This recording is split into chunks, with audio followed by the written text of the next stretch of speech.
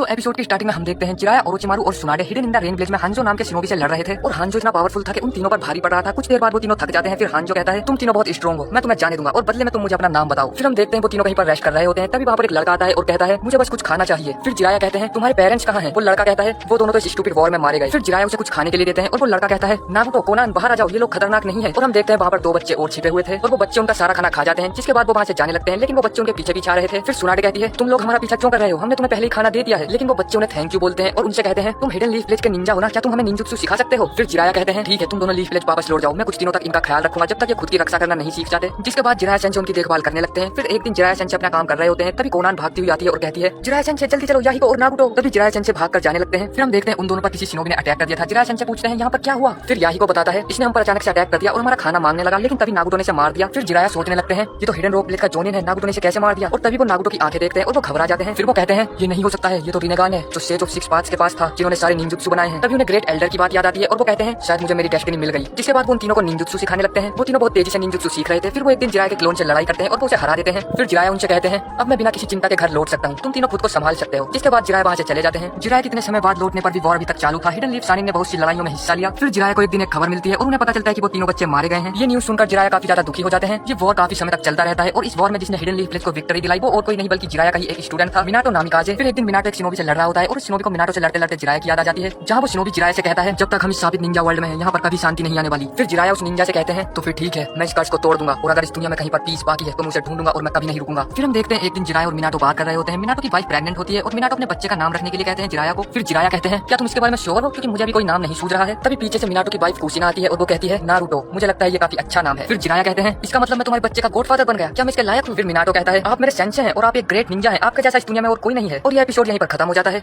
अगर